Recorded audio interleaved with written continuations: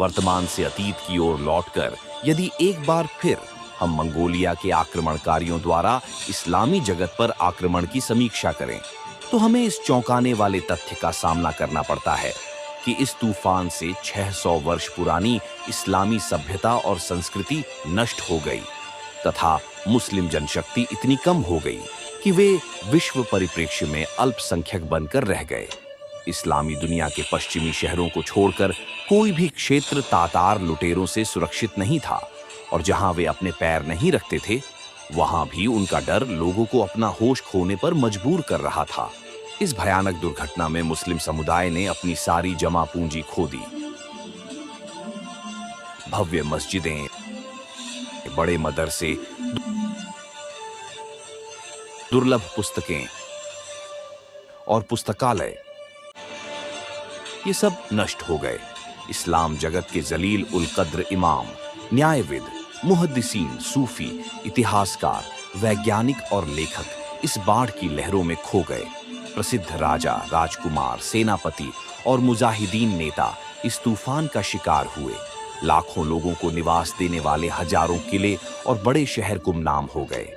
लगभग 1.5 लाख लोगों के लापता होने से पीढ़ियों की पीढ़ियां और राष्ट्रों के राष्ट्र अपना अस्तित्व खो बैठे। कुछ ही वर्षों में दुनिया का नक्शा इस तरह बदल गया जिसकी कल्पना भी नहीं की जा सकती थी। इतिहास में हजारों तोड़फोड़ और हत्याओं का उल्लेख करने के बाद इतिहासकार भी इस बिंदु पर अपना आपा खो और मजबूर हो गया। मुस्लिम सुल्तानों और विजेताओं में सुल्तान जलालुद्दीन ख्वारिज्म शाह एकमात्र तलवारबाज है जिसने दुनिया के 4 देशों के खिलाफ जिहाद छेड़ा जो मुसलमानों के कट्टर दुश्मन थे। उन्होंने मंगोलिया पर आक्रमण करने वाले तातारों से युद्ध किया। उनकी तलवार ने उपमहाद्वीप के एक विशाल क्षेत्र को हिंदू राजाओं से मुक्त करा दिया। उन्होंने ईसाइयों के विरुद्ध जिहाद भी छेड़ा और जॉर्जिया को पहली बार पूर्णतः इस्लामी शासन में शामिल किया। उनकी तलवार आंतरिक भक्तों की कटारों के खिलाफ चमक उठी और उन्होंने इस इस्लाम विरोधी समूह को इस तरह कुचल दिया कि इसकी भरपाई सदियों तक नहीं हो सकी। यह अफसोस की बात है कि इस्लाम के ऐसे महान सपूत के जीवन को जब्त करने में बड़ी लापरवाही बरती गई।